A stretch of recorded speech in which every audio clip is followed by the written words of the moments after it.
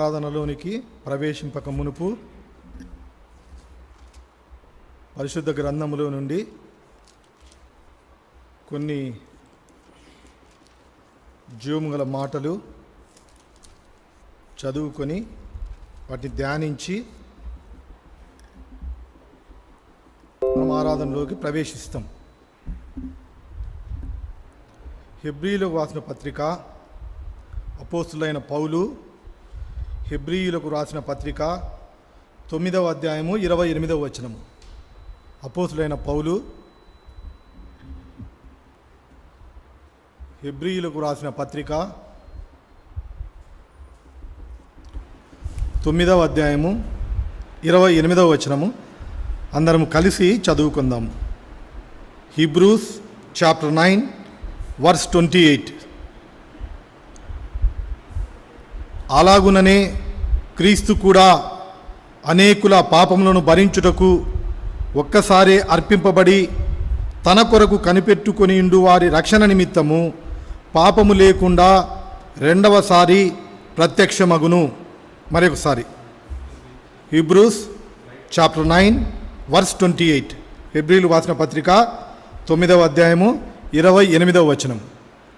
అలాగుననే క్రీస్తు కూడా అనేకుల పాపములను భరించుటకు ఒక్కసారి అర్పింపబడి తన కొరకు కనిపెట్టుకొనియుండు వారి రక్షణ నిమిత్తము పాపము లేకుండా రెండవసారి ప్రత్యక్షమగును. దేవుని సహాయార్థము ప్రార్థన చేసుకుంటాం.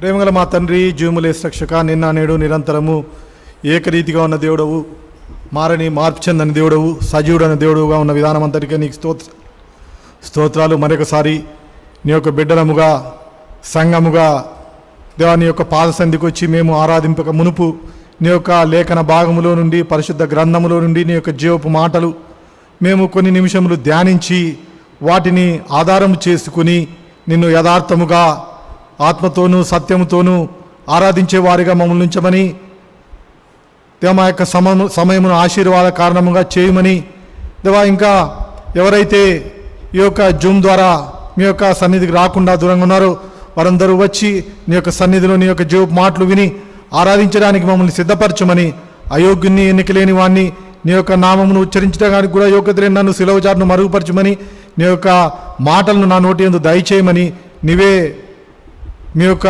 ప్రియులు నీ యొక్క సంఘము దేవా నువ్వు కోరుకున్న ఆరాధించేవారుగా, నిన్ను స్తుతించేవారుగా, మహింపరిచేవారుగా, నిన్ను ఘనపరిచేవారుగా చేయమని వందనాలు చెల్లిస్తూ నీ యొక్క కృపగల దయగల హస్తాలకు అప్పగించుకుంటూ నీ యొక్క సహాయాన్ని, నీ యొక్క నడిపింపును కోరుకుంటూ యేసుక్రీస్తు ప్రభు నామమున స్తుతించి ప్రార్థించి అర్పించి వేడుకుంటున్నాను తండ్రి, ఆమేన్.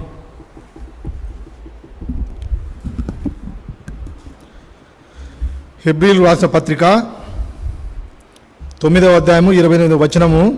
మనం కొన్ని నిమిషములు ఈ వచనాన్ని ధ్యానిస్తాం. Hebrews chapter 9 verse 28. అలాగుననే క్రీస్తు కూడా అనేకుల పాపములను భరించుటకు ఒక్కసారి అర్పింపబడి తన కొరకు కనిపెట్టుకుని ఉండు వారి రక్షణ నిమిత్తము పాపము లేకుండా రెండవసారి ప్రత్యక్షమగును. ఇక్కడ మనం చూసినట్లయితే క్రీస్తు కూడా అనేకుల పాపములను భరించుటకు ఒక్కసారి అర్పింపబడి, యేసుక్రీస్తు ప్రభువుల వారు సృష్టికర్త అయిన దేవాది దేవుడు, భూమి ఆకాశములను కలుగజేసిన దేవుడు మానవ రూపములో ఆయన యేసుక్రీస్తు ప్రభువుగా ఈ లోకమునకు వచ్చి అనేకుల పాపములను భరించుటకు శిలోమాను మీద ఆయన అర్పింపబడినాడు. మనము ఈ యొక్క పరిశుద్ధ గ్రంథంలో చూసినట్లయితే అనేకులు వారి యొక్క సొంత విషయంలోనూ సమాజము కొరకు అర్పింపబడిన గొర్రెపిల్లగా మనం చూస్తూ వస్తాం. చూసినట్లయితే ఆదికాండము జెనసిస్ చాప్టర్ 4 వర్స్ 4. ఆదికాండము 4వ అధ్యాయము 4వ వచనము. ఆదికాండము 4వ అధ్యాయము 4వ వచనం. హేబేలు కూడా తన మందలో తొలిచూలు పుట్టిన వాటిలో క్రొవ్విన వాటిని కొన్ని తెచ్చెను. యెహోవా హేబేలును అతని అర్పణను లక్ష్యపెట్టెను. హేబేలు కూడా గొర్రెల మందలో తన కొరకు అర్పణంగా తీసుకొని వచ్చినాడు. వీటిని దేవుడు, యెహోవా దేవుడు వాటిని ఆ అర్పణను లక్ష్యపెట్టినాడు, అంగీకరించినాడు. అంటే తన కొరకు, తన పాపముల కొరకు, తన పాపముల ప్రాయశ్చిత్తం కొరకు హేబేలు ఇక్కడ అర్పించడం మనం చూస్తాం. అలాగనే కయ్యను అర్పణ దేవుడు అంగీకరించలేదు. హేబేలు తన మందలో తొలిచూలు పుట్టిన వాటిలో క్రొవ్విన వాటిని తెచ్చెను. యెహోవా హేబేలును అతని అర్పణ లక్ష్య పెట్టాను. ఇక్కడ చూసినట్లయితే హేబేలు మందలో నుండి శ్రేష్టమైన వాటిని, క్రొవ్విన వాటిని, దేవునికి ఏవైతే ఇష్టమైన వాటిని, దేవుడు ఏదైతే ఆజ్ఞానించి ఆయనకు అర్పణను అంగీకరిస్తాడో వాటిని లక్ష్య పెడతాడో అటువంటి అర్పణను హేబేలు యెహోవా దేవునికి అర్పించినాడు. ఆ అర్పణను దేవాది దేవుడు, యెహోవా దేవుడు లక్ష్యముంచినాడు, అంగీకరించినాడు. ఇది తన సొంత జీవితం కొరకు, హేబేలు తన సొంత ఒక్కని కొరకు ఇది అర్పణం మనం చూస్తాం. అలాగుననే చూడండి, నిర్గమాకాండము 12వ అధ్యాయము, exodus chapter 12, exodus chapter 12, exodus chapter 12, 27. నిర్గమాకాండము 12వ అధ్యాయము 27వ వచనము. నిర్గమాకాండము 12వ అధ్యాయము 27వ వచనం. మీరు ఇది యెహోవాకు పస్కా బలి, ఆయన ఐగుప్తీయులను హతము చేయుచు మన ఇండ్లను కాచినప్పుడు ఆయన ఐగుప్తులోనున్న ఇశ్రాయేలీయుల ఇండ్లను విడిచిపెట్టెను అనవలనని చెప్పెను. అప్పుడు ప్రజలు తలలు వంచి నమస్కారము చేసిరి. అప్పుడు ఇశ్రాయేలీయులు వెళ్ళి అలాగు చేసిరి. యెహోవా మోషే అహరోనులకు ఆజ్ఞాపించినట్లే చేసిరి. కాబట్టి ఇక్కడ చూసినట్లయితే మనము ఇశ్రాయేళ్ల సమాజం అంతటికీ ఆ యొక్క గొర్రెపిల్లను దేవాది దేవుడు వారికి ఆ యొక్క కట్టడను ఆ పస్కా బలిగా అర్పించండి, ఎందుకు ఐగుప్తులను హతం చేయుచు మన ఇండ్లను కాచబడాలి, మనము రక్షింపబడాలి, మనము ఐగుప్తు యొక్క ఆ యొక్క మరణ సంహారపు దూత వచ్చినప్పుడు మనము వాటి నుంచి మనము బయటకు పడాలి, మనం వాటి నుంచి తప్పింపబడాలి అని దేవాది దేవుడు ఆ యొక్క పస్కా బలిని అర్పించిన తరువాత ఇశ్రాయేలు ప్రజలను ఆ యొక్క మొదటి సంతానాన్ని సంహారం చేసిన తరువాత ఇశ్రాయేళ్ల జనాంగములో ఎవ్వరిని సంహరించకుండా దేవుడు వారి సమూహమును ఆ యొక్క ఐగుప్తు దేశంలో నుండి బయటికి తీసుకొని రావడము, ఆ యొక్క మరణపు ఘోష నుంచి వీరిని తప్పించడం మనం గమనిస్తాం. మొట్టమొదటిగా మనం చూసినట్లయితే హేబేలు తన ఒక్కని కొరకు అర్పణ ఆ యొక్క బలి అర్పించినాడు. దానిని యెహోవా దేవుడు లక్ష్యం ఉంచినాడు. ఇక్కడ రెండవసారి చూసుకున్నట్టయితే రెండవదిగా ఇశ్రాయేలీయులు ఆ గొర్రె పిల్లని కానీ మేక పిల్లని కానీ పస్కా బలిగా ఆ సమాజం కొరకు, ఇశ్రాయేల్లో ఆ యొక్క సమాజం కొరకు దేవుడు చెప్పబడిన రీతిగా మోషేకు అహరోనులకు ఆజ్ఞాపించినట్టు రీతిగా వారు దేవుని మాటకు లోబడినప్పుడు ఆ యొక్క ఇశ్రాయేళ్ల సమాజము తప్పింపబడింది ఆ యొక్క మరణ సంహారపు దూత నుండి. అక్కడ మొట్టమొదటిగా మనం చూసినట్లయితే ఇండివిజువల్, ఇక్కడ చూసుకున్నట్లయితే ఇశ్రాయేళ్ల సమాజము. కానీ దేవాది దేవుని యొక్క ఉద్దేశము ఏమంటే మనం అందరము రక్షణ పొందాలని.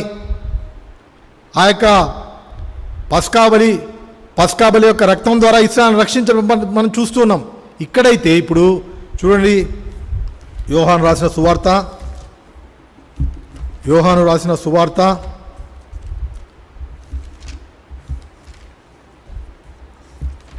జాన్ చాప్టర్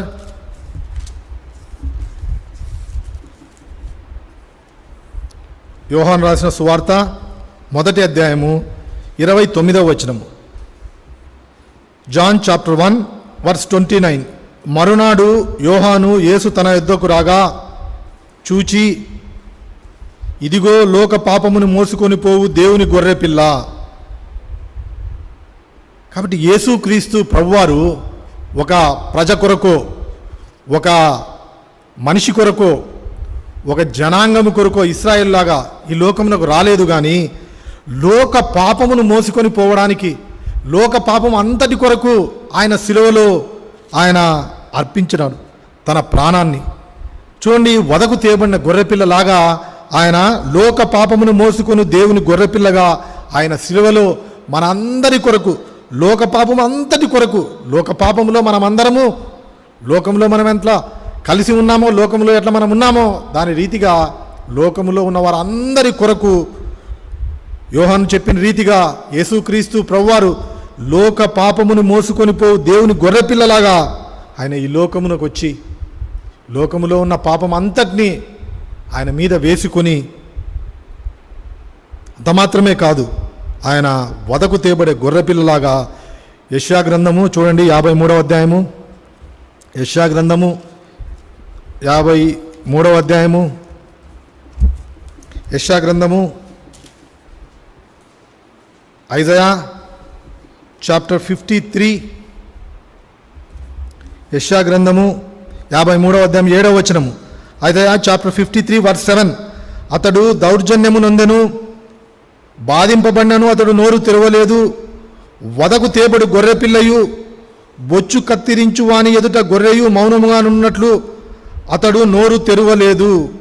కాబట్టి ఆయన శిలువలో మనందరి కొరకు ఆయన నోరు తెరవలేదు. ఆయనలో ఏ పాపము లేదు.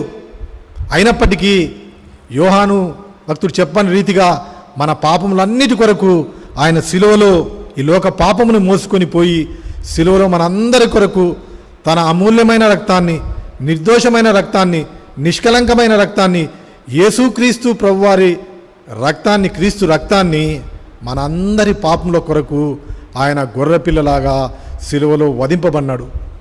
ఒక వదకు తేబడిన, ఇక్కడ మనము చూస్తే వదకు తేబడు గొర్రెపిల్లయు, బొచ్చు కత్తిరించు వాని ఎదుట గొర్రెయు మౌనము అని ఉన్నట్లు అతడు నోరు తెరవలేదు. కాబట్టి వదకు తేబడిన గొర్రెపిల్ల ఏ విధంగా మౌనంగా ఉంటుందో ఆ విధంగా శిలువలో మన అందరి పాపములు దేవుడు ఆయన మీద మోపినప్పుడు ఆయన మౌనముగా ఉండడం మనం గమనిస్తూ ఉన్నాం.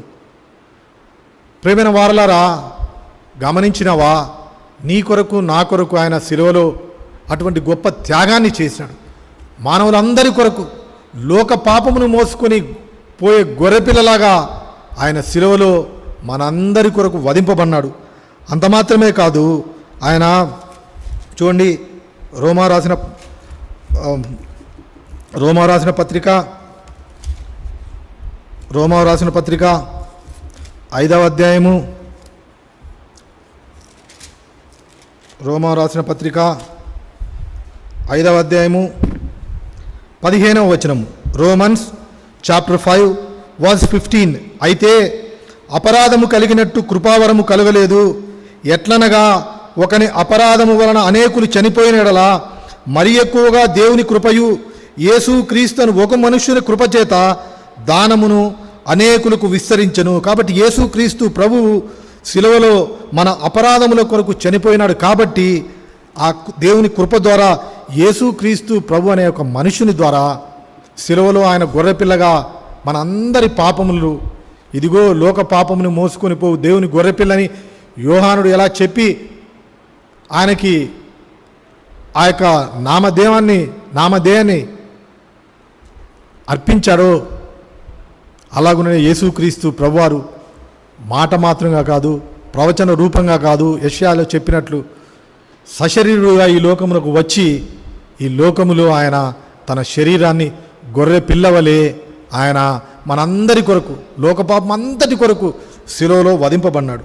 కాబట్టి యేసుక్రీస్తును ఒక మనుషుని కృపచేత అనేకులకు ఈ యొక్క దానము, ఆ యొక్క యేసుక్రీస్తు ప్రభువారి యొక్క ఆ యొక్క పాప క్షమాపణ, పాపముల యొక్క కొరకు కాల్చిన రక్తం ద్వారా, యేసు రక్తము ప్రతి పాపము నుండి మనలను కడిగి పవిత్రపరచిన యొక్క మాట ద్వారా మన పాపములన్నింటినీ యేసుక్రీస్తు ప్రభువారు శిలువలో ఆయన కార్చిన రక్తం ద్వారా మన పాపమును క్షమించినాడు అనే ఎరుకలోకి వచ్చావా? దేవా, నువ్వు కూడా లోక పాపమును మోసుకొని పోయే దేవుని గొర్రెపిల్లలాగా నా కొరకు ఈ లోకానికి వచ్చినావు. నా కొరకు సిలువలో నీ యొక్క నిర్దోషమైన రక్తాన్ని, నిష్కలంకమైన రక్తాన్ని, గొర్రెపిల్ల వంటి రక్తాన్ని నా కొరకు మీరు కార్చారయ్యా, నేను నమ్ముతున్నాను. నా అపరాధములన్నీ నీ పైన మోపబడినాయి అని మనము నమ్మినట్టయితే, ఎవరైతే హృదయంలో యేసుక్రీస్తు ప్రభువారిని అటువంటి నిరీక్షణ, నమ్మకం కలిగి ఇంతవరకు దేవుని కొరకు జీవిస్తున్నారో వారు దేవుని కొరకు ఈ ఉదయకాల సమయమున ఆరాధించ బద్దులై ఉన్నారు. కాబట్టి ఈ చివరి దినాల్లో ఉంటూ ఉన్నాము. మనం ఈ లోకములో చాలా చివరి దినాల్లో ఉంటున్నాము. కాబట్టి దేవుని యొక్క కృప అపరిమితంగా ఉంటున్నది. ఆ యొక్క కృప చేతనే మనము రక్షింపబడినాం. అంత మాత్రమే కాదు, ఈ యొక్క రోమా 6:10 ప్రకారము, ఏలైనగా ఆయన చనిపోవుట చూడగా పాపం విషయమై ఒక్కమారే చనిపోయిను కానీ ఆయన జీవించు చూడగా దేవుని విషయమై జీవించుచున్నాడు. ఆయన మనందరి కొరకు ఒక్కమారుగానే చనిపోయినాడు. యేసుక్రీస్తు ప్రభువారు సిలువలో ఒక్కమారే మన అందరి కొరకు గొర్రె పిల్లగా తన యొక్క రక్తాన్ని సిలువలో కార్చినారు. అయ్యా అమ్మా, నువ్వు గుర్తించినావా? దేవుని బిడ్డగా చెప్పుకుంటూ ఉన్నావు, నీ హృదయంలో ఆయన కార్యం చేశాడని చెప్తూ ఉన్నావు. నిజముగా నీ జీవితంలో నువ్వు ఆ యొక్క అనుభవాన్ని గుర్తించినట్టయితే, నిజంగా దేవా, నువ్వు నా కొరకు సిలువలో నీ యొక్క ప్రాణాన్ని అర్పించినావు, గొర్రెపిల్లలాగా నా కొరకు నువ్వు వదకు తేబడినావు. అంత మాత్రమే కాదు, నా యొక్క అపరాధాన్ని అన్నీ నీ యొక్క కృపచేత నువ్వు వాటిని అంగీకరించి, దేవ ఒక్కమారే నా కొరకు మీరు నా కొరకు మీరు చనిపోయినారు అని మనము చెప్పిన రీతిగా మనము ఆయన ఆరాధించ బద్దులమైనాము. అంత మాత్రమే కాదు, చూడండి, మొదటి పేతురు రాసిన మొదటి పత్రిక, పేతురు రాసిన మొదటి పత్రిక 2వ అధ్యాయము, పేతురు రాసిన మొదటి పత్రిక 2వ అధ్యాయము 24వ వచనము. పేతురు రాసిన 1 పీటర్ చాప్టర్ 2 వర్స్ 24. పేతురు రాసిన మొదటి పత్రిక 2వ అధ్యాయము 24వ వచనం. మనము పాపముల విషయమై చనిపోయి నీతి విషయమై జీవించున్నట్లు ఆయన తానే తన శరీరమందు మన పాపములను మ్రాను మీద మోసుకొనెను. ఆయన పొందిన గాయముల చేత మనకు మీరు స్వస్థత నొందితిరి. కాబట్టి దేవుడు యేసుక్రీస్తు ప్రభువారిగా ఆయన శిలువలో మ్రాను మీద మన పాపములు మోసుకున్న తర్వాత తన శరీరంలో యేసుక్రీస్తు ప్రభువారు పొందిన దెబ్బల ద్వారా మనకు స్వస్థత కలుగుతున్నది. అది ప్రవచనంగా ప్రవచింపబడి దాదాపు 700 సంవత్సరాల క్రీస్తు పూర్వము యెషయా ద్వారా చూడండి. ఐజయా చాప్టర్ 53, యెషయా రాసిన గ్రంథము Isaiah chapter 53, Isaiah chapter 53 verse 5. యెషయా 53వ అధ్యాయము 5వ వచనము. మన అతిక్రమ క్రియలను బట్టి అతడు గాయపరచబడెను, మన దోషములను బట్టి నలుగొట్టబడెను, మన సమాధానార్థమైన శిక్ష అతని మీద పడెను, అతడు పొందిన దెబ్బల చేత మనకు స్వస్థత కలుగుతున్నది. మనకు మన పాపములకు స్వస్థత ఎలాగూ కలుగుతుందయా అంటే, ఆయన పొందిన గాయముల చేత మీరు స్వస్థత నొందితురని పేతురు భక్తుడు చెప్పిన ప్రకారము రమారమి 700 సంవత్సరాల క్రితము ప్రవచనముగా యెషయా రాసిన రీతిగా అతడు పొందిన దెబ్బల చేత మనకు స్వచ్ఛత కలుగుతున్న రీతిగా దేవాది దేవుడు యేసుక్రీస్తు ప్రభువారుగా శిలువలో మన పాపముల కొరకు మన అతిక్రమ క్రియను బట్టి ఆయన గాయపరచబడినాడు, మన దోషములను బట్టి ఆయన నలుగొట్టబడినాడు, మన సమాధానార్థమైన శిక్ష అతని మీద పడింది. గమనించినావా? వీటన్నిటినీ జ్ఞాపకం చేసుకుంటూ, అయ్యా, మీరు నా కొరకు శిలువలో గొర్రెపిల్లగా అర్పింపబడినారు. ఈ యొక్క త్యాగము ఎంతో గొప్పది. మామూలుగా నీతిమంతుని కొరకు చనిపోవటం అరుదు, కానీ పాపిని, మా యొక్క అతిక్రమములు చేసిన అపరాధములు చేసిన వ్యక్తిని అయినప్పటికీ నీతి విషయమై నేను జీవించడానికి, పాపముల విషయమై నేను చనిపోయి నా శరీరం పాపముల విషయమై మ్రాను మీద కొట్టబడాలి, వాటికి శిక్ష అనుభవించాలి, నా పాపములకు బదులుగా యేసయ్యా మీరే ఆ యొక్క శిలువ మ్రాను మీద నా యొక్క పాపములకు మీరు మ్రాను మీద దేవుడు మిమ్మల్ని మోపినాడు. కాబట్టి మీరు ఆ యొక్క శిలువలో నా కొరకు మీరు గాయములు పొందినారు. మీరు పొందిన గాయముల ద్వారా నాకు స్వస్థత దొరుకుతుందా అని దేవుని యొక్క సన్నిధిలో మనము ఆరాధించబద్దులుగా ఉన్నాం. చివరి దినాల్లో ఉంటున్నాము. మనం ఈ యొక్క మాటలు జ్ఞాపకం చేసుకుంటూ, యేసయ్యా నువ్వు నా కొరకు శిలువలో మరణించినావు, మ్రానును ఎక్కినావు, మ్రాను మీద నా పాపములు మోసినావు, నీ శరీరము నా కొరకు నలుగొట్టబడింది. మనుషులు చూడనొల్లని వాడుగాను, వ్యసనాక్రాంతుడుగాను, వ్యాధిని అనుభవించిన గాను. చూడండి, యెషయా గ్రంథము 53వ అధ్యాయము 2వ వచనం 3వ వచనం. Isaiah chapter 53 verse 2 and 3. లేత మొక్కవలెను, ఎండిన భూమిలో మొలిచిన మొక్కవలెను అతడు ఆయన ఎదుట పెరిగెను. అతనికి స్వరూపమైనను సొగసైనను లేదు. మనం అతని ఆపేక్షించున్నట్లుగా అతని యందు స్వరూపము లేదు. అతడు తృణీకరింపబడినవాడు, ఆయను మనుష్యుల వలన విసర్జింపబడినవాడును, వ్యసనాక్రాంతుడుగాను, వ్యాధిని అనుభవించిన వాడుగాను, మనుష్యులు చూడనొల్లని వాడుగాను, అతడు తృణీకరింపబడినవాడు గనుక మనం అతన్ని ఎన్నిక చేయకపోతిమి. ఆయన అతి సుందరుడు, అతి కాంక్షణీయుడు, 10,000 మందిలో కూడా ఆయన్ని గుర్తించవచ్చును. అటువంటి దేవాది దేవుడు సొగసైనను స్వరూపమైనను లేని దేవుడుగా ఆయన తృణీకరింపబడినాడు శిలువలో. నీ కొరకు, నా కొరకు, మనందరి కొరకు దేవుడు లోక పాపముని మోసుకొని పో దేవుని గొర్రెపిల్లగా ఆయన శిలువలో దేవుడు అప్పగించినాడు, వధింపబడినాడు. కాబట్టి మనము యొక్క చివరి దినాల్లో ఉంటున్నాము. ఆ యొక్క ఎరుకలోకి వచ్చి ఆ యొక్క మాటలు మనము గమనమందుంచుకొని దేవుని యొక్క సన్నిధిలో మనము ఆరాధించబద్దులమై ఉన్నాము. అంత మాత్రమే కాదు, 1 పేతురు 3వ అధ్యాయము 18వ వచనం. 1 పేతురు 3వ అధ్యాయము 1 పీటర్ చాప్టర్ 3 వర్స్ 18. ఏలయనగా మనలను దేవుని యొద్దకు తెచ్చుటకు అనీతిమంతుల కొరకు నీతిమంతుడైన క్రీస్తు శరీర విషయములో చంపబడి ఆత్మ విషయములో బ్రతికింపబడి పాపముల విషయములో ఒక్కసారే శ్రమపడను. యేసు క్రీస్తు ప్రభువారు శిలువలో మన అందరి కొరకు ఒక్కసారే ఆయన శ్రమ పొందినాడు, తన ప్రాణాన్ని అర్పించినాడు. ఆయన మనుషులు చూడనొల్లని వాడుగాను, వ్యసనాక్రాంతుడుగాను, వ్యాధి నొందిన వాడుగాను, తృణీకరింపబడినవాడుగాను, విసర్జింపబడినవాడుగాను మనందరి కొరకు ఆయన శిలువలో వీటిని ఇష్టపూర్వకంగా అనుభవించినాడు. ఆయన పొందిన దెబ్బల ద్వారా మనకు స్వస్థత కలుగుతుంది, మన పాపంలో స్వస్థత. కాబట్టి ఎవరైతే వారి యొక్క జీవితంలో పాపముల ద్వారా స్వస్థత పొందినారో, పాప గాయములు స్వస్థత పొందినారో, వారు నిజముగా దేవుని యొక్క సన్నిధిలో ఆరాధించడానికి బద్దులై ఉన్నారు. కాబట్టి మనం ఈ యొక్క గమనం తెచ్చిన మాటలన్నింటినీ జ్ఞాపకం చేసుకుంటూ మనం జీవితం ఎటువంటిది, మనము యెషయా రాసిన గ్రంథము 53:6 వచనము, Isaiah chapter 53 verse 6.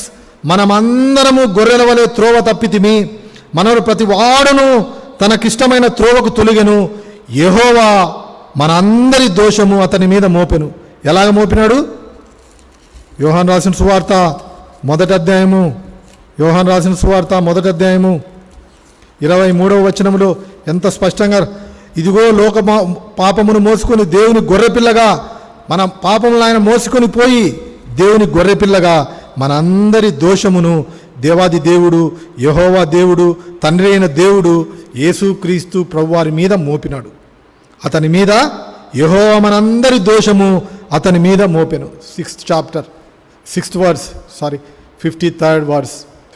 Chapter Isaiah 6th verse. ఆయన మనందరి దోషము యేసుక్రీస్తు ప్రభువారి మీద మోపినాడు. గమనించినావా? ఈ ఎరుకలోకి వచ్చినావా? అయితే దేవునికి వందనాలు చెప్తూ, దేవునికి స్తుతి చెల్లిస్తూ, దేవా నేను కూడా ఈ యొక్క లోకంలో గొర్రెవలెలో త్రోవ తప్పిపోయినాను, నాకు ఇష్టమైన త్రోవను తొలగినాను, కానీ నా యొక్క పాపమును బట్టి నేను శిలువలో శిక్షను పొందాలి. గొర్రెపిల్ల వధకేలాగా తేవబడుతుందో నా జీవితం కూడా గొర్రెపిల్లలాగా వధించబడాలి. కానీ నాకు మారుగా, నాకు బదులుగా మీరు శిలువలో ఇష్టపూర్వకంగా నా కొరకు మీరు వధింపబడినారు. కాబట్టి మీరు వధింపబడినట్లున్న గొర్రెపిల్లగా మీరు ఇప్పుడు తండ్రి కుడిపార్శ్వమున మీరు నా కొరకు విజ్ఞాపనకర్తగా ఉన్నారు. ఇప్పుడు మీరు వధింపబడినట్లుండగా లేరు, కానీ మీరు నిలబడి తండ్రి కుడిపార్శ్వమున ఉండి విజ్ఞాపనకర్తగా ఉన్నారు. చూడండి, ప్రకటన గ్రంథము 5వ అధ్యాయము 6వ వచనము. Revelation chapter 5 verse 6. ప్రకటన గ్రంథము 5వ అధ్యాయము 6వ వచనము. మరియు సింహాసనమునకును ఆ 4 జీవులకును పెద్దలకును మధ్యను వధింపబడినట్లుండిన గొర్రెపిల్ల నిలబడి చూచి తిని. మన కొరకు వధింపబడినాడు గొర్రెపిల్లగా, ఇప్పుడు ఆయన నిలిచి ఉండుటను చూచి తిని అని భక్తుడైన యోహాను భక్త కోటికి ఈ మాట చెప్తూ ఉన్నాడు. మనందరి కొరకు ఆయన శిలువలో వధింపబడినాడు. కానీ మరణాన్ని జయించి, సమాధిని జయించి పునరుద్ధానుడైన దేవుడుగా ఆయన మన కొరకు తండ్రి కుడిపార్శ్వమున సింహాసనం మధ్యన ఆయన నిలవబడి మనందరి కొరకు తండ్రి కుడిపార్శ్వమున విజ్ఞాపనకర్తగా ఉన్నారు. మన యొక్క జీవితంలో నా బిడ్డ ఈ యొక్క పాపములు చేసింది, దయచేసి క్షమించు అయా. నా కొరకు తీర్మానం చేసుకుంది, నా కొరకు హృదయం ఇచ్చింది, అయినప్పటికీ లోకములో ఉన్న పరిస్థితులను బట్టి దూరం అయిపోయింది. నా బిడ్డను క్షమించు అని ఎప్పుడు దేవుడు అడుగుతాడంటే, మనం రక్షణ పొందినప్పటికీ మనం అనేక పర్యాయాలు బ్లాక్ సైడ్ని బట్టి, వెనక పడిపోయిందని బట్టి దేవుని యొక్క సన్నిధికి వచ్చి తిరుగా, అయా నేను ఆరాధించలేకపోతున్నాను, నేను నీకు నాకు మధ్య నా యొక్క రహస్య పాపములు గుర్తుకొస్తున్నాయని చెప్పినప్పుడు, దేవుని యొక్క సన్నిధిలో మనం మన పాపములు ఒప్పుకున్నప్పుడు ఆ పాపములు దేవుడు క్షమించి మన పాపములు మనం ఒప్పుకునేలా ఆయన యేసుక్రీస్తు ప్రభువారు నీతిమంతుడు నమ్మదైన వాడు కనుక మన పాపములను క్షమించి సమస్త దుర్నీతి నుండి మనల్ని కడిగి పవిత్రపరిచి తిరుగు ఆయన బిడ్డగా మనల్ని సమకూరుస్తాడు, మనల్ని చేర్చుకుంటాడు, మనల్ని స్వీకరిస్తాడు, మనల్ని తన హక్కున చేర్చుకుని మనం తిరుగా ఆరాధించడానికి. గద్దినాలు నువ్వు ఆరాధించకుండా, నీ నోరు పెగలకుండా నీకు దేవునికి నీ యొక్క పాపాలు అడ్డు వచ్చి ఉండవచ్చు.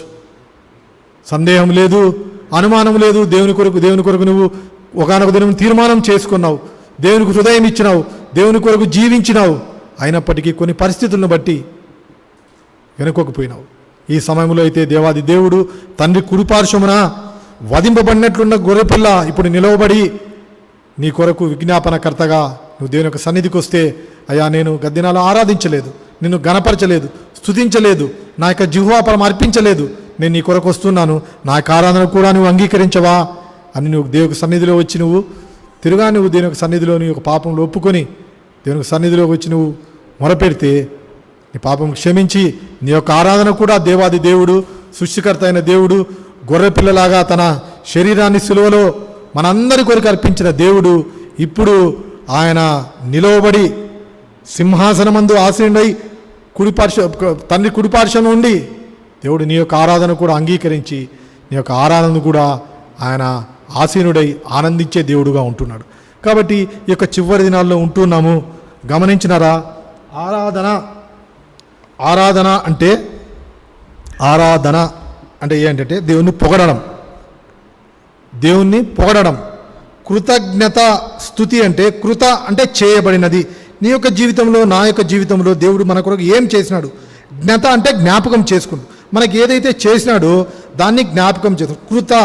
కృత అంటే ఏమంటే చేయబడినది, జ్ఞత అంటే జ్ఞాపకం చేసుకుని స్తుతి వందనాలు చెల్లించడం.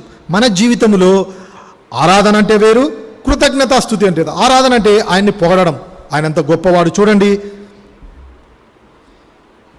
రెవల్యూషన్ ప్రకటన 4వ అధ్యాయము, ప్రకటన 4వ అధ్యాయము,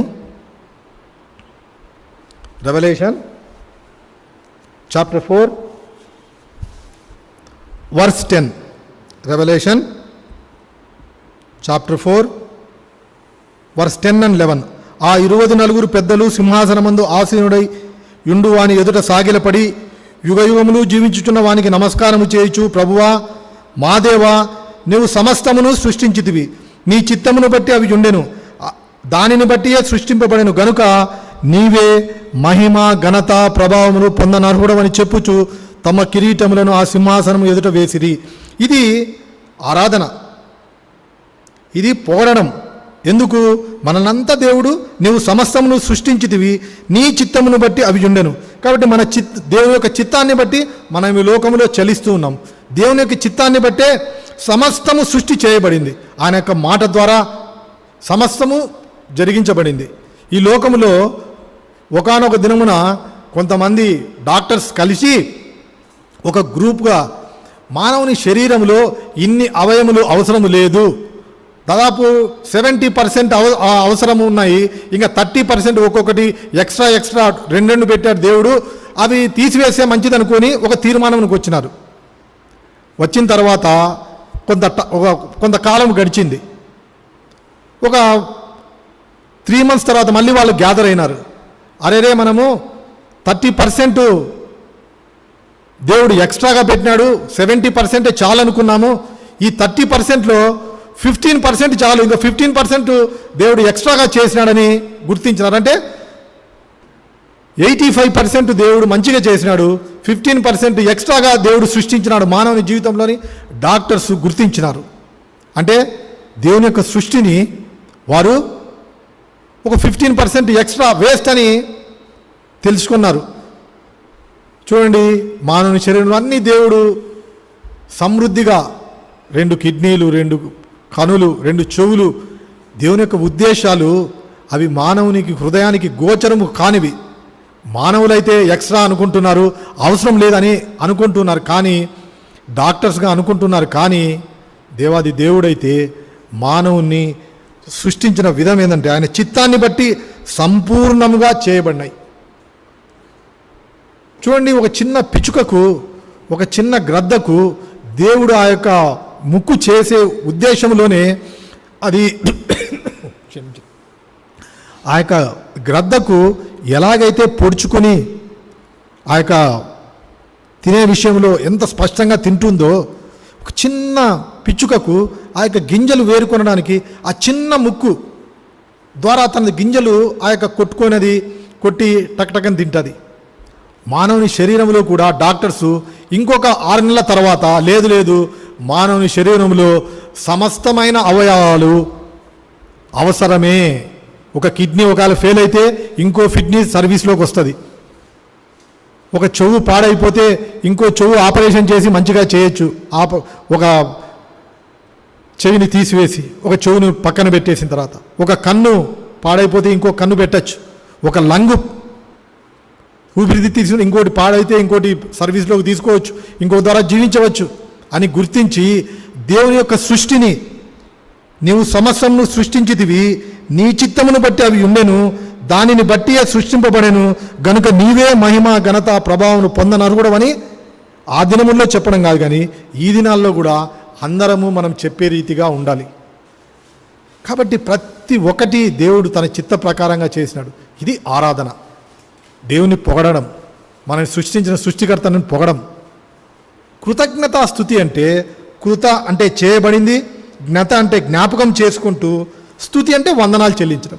నీ జీవితంలో నా జీవితంలో ఆయన చేసిన పని ఏమిటి? ఆయన మనందరి కొరకు ఆయన శిలువ మ్రాను మీద ఆయన వధింపబడినాడు. అంత మాత్రమే కాదు, చూడండి, ఆయన పరలోకములో తండ్రి కుడిపార్శ్వమున నీ కొరకు నా కొరకు విజ్ఞాపనకర్తగా ఉన్నాడు. వీటన్నిటిని మనం జ్ఞాపకం చేసుకుంటూ, అయా ఈ లోకములో నేను సృష్టించిన విధము, నన్ను సృష్టించిన విధము నేను చూస్తే ఎంతో అది నీ చిత్తాన్ని బట్టి నన్ను మీరు సృజించినారు. ప్రకటన 4:10-11 ప్రకారం యుగయుగములు జీవించున్న వానికి నమస్కారం చేయొచ్చు, అంటే ఆరాధన చేయొచ్చు, ఆయన్ని పొగడుతూ, ప్రభువా మా దేవా, నీవు సమస్తమును సృష్టించితివి, నీ చిత్తమును బట్టి అవి ఉండెను, దానిని బట్టి సృష్టింపబడెను గనుక నీవే ఘనత మహిమ ప్రభావములు పొందనర్హుడు అని ఆ యొక్క 24 పెద్దలు, పాత నిబంధనలో ఉన్న 12 గోత్రకర్తలు, క్రొత్త నిబంధనలో ఉన్న ఆ యొక్క 12 ఆ యొక్క దేవుని యొక్క శిష్యులు, వీరందరూ కలిసి ఆయన ఎదుట సాగిలపడుతూ సింహాసనం ఎదుట తమ కిరీటం. మనం కూడా ఈ ఉదయకాల సమయంలో, అయా మీరు నా యొక్క పాపంలో కొరకు మీరు శిలువలో నీ యొక్క అద్భుతమైన కార్యాన్ని, ఆశ్చర్యకరమైన కార్యాన్ని, ఈ లోకంలో ఎవ్వరూ చేయని కార్యాన్ని నా కొరకు మీరు శిలువ మరణం మీద మీ యొక్క శరీరాన్ని అర్పించినారు.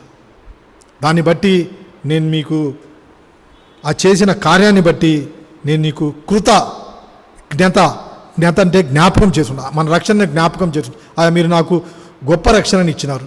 ఈ లోకంలో నేను చనిపోయిన తర్వాత కూడా నీతో ఉంటాననే నిరీక్షణ, నమ్మకము నాకు ఇచ్చినారు అని ఆ యొక్క గొప్ప రక్షణను మనం జ్ఞాపకం చేసుకుంటూ నిరీక్షణ కలవారమై వందనాలు చెల్లించే రీతిగా దేవుడు మనల్ని సిద్ధపాటు ఈ ఉదయకాలంలో చేసి ఉంటే నువ్వు కూడా దేవుని ఆరాధించవచ్చు.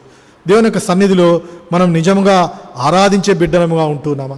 మన యొక్క సృష్టి మనం చూస్తే, దేవుడు మనల్ని సృష్టించిన రీతి చూస్తే, దేవునికి మనము పొగడుతూ ఆరాధిస్తూ ఆయన సన్నిధికి మనం ఆరాధన తీసుకొని వచ్చడమే కాదు, కృతజ్ఞతాస్తుతి మన జీవితంలో ఆయన చేసిన అద్భుత కార్యం, పాప క్షమాపణ, తన రక్తాన్ని బట్టి మన పాపం క్షమించినాడు, తన బిడ్డలుగా మనం చేసుకున్నాడు. యోహాను రాసిన సువార్త 1వ అధ్యాయము 12వ, తను ఎందరు అంగీకరించిదరో అనగా ఆయన నామమునందు విశ్వాసం ఉంచిన వారందరికీ దేవుని బిడ్డలగుటకు ఆయన అధికారం అనుగ్రహించాడు. దాని ద్వారా దేవుని బిడ్డగా చేయబడినావు. దేవుని బిడ్డగా చేయబడిన నీవు ఆయన్ని స్తుతించడానికి, ఆయన్ని పొగడడానికి, ఆయనకు కృతజ్ఞతాస్తుతి చెల్లించడానికి నీకు ఎంతో సమయం ఇవ్వబడింది. ఆయుష్ పొడిగించినాడు. నువ్వు తన సన్నిధిలో నువ్వు ఉండడానికి దేవుడు ఒక గొప్ప ఏర్పాటు ఈ ఉదయకాల సమయంలో చేసినాడు. వాటిని జ్ఞాపకం చేసుకుంటూ, అయా మీరెంత గొప్పవారని జ్ఞాపకం చేసుకుంటూ ఈ ఉదయకాల సమయమున, అయా నా యొక్క కృతజ్ఞతాస్తుతి, నా యొక్క ఆరాధన, కృతజ్ఞతాస్తుతి అంటే మనం తెలుసుకున్న రీతిగా నా జీవితంలో చేసిన గొప్ప కార్యాన్ని, ఆశ్చర్యకార్యాన్ని, రక్షణ కార్యాన్ని జ్ఞాపకం చేసుకుని నీకు సన్నిధికి వస్తున్నానని మనం చెబుతూ ఆయన సన్నిధిలో మనం ఆరాధించి, ఆయన స్తుతించి, ఆయన గణపరిచి, మన యొక్క హృదయం యొక్క జిహ్వా ఫలాన్ని యేసుక్రీస్తు ప్రభువారికి మనం అర్పిస్తాం. అట్లు మనము ఆత్మతోనూ సత్యముతోనూ యథార్థముగా యేసుక్రీస్తు ప్రభువారి సన్నిధికి మన ఆరాధనలన్నీ తీసుకుని వస్తాం. దేవుడు ఈ మాటలు దీవించి మనల్ని నిజమైన ఆరాధికులుగా చేయునుగాక.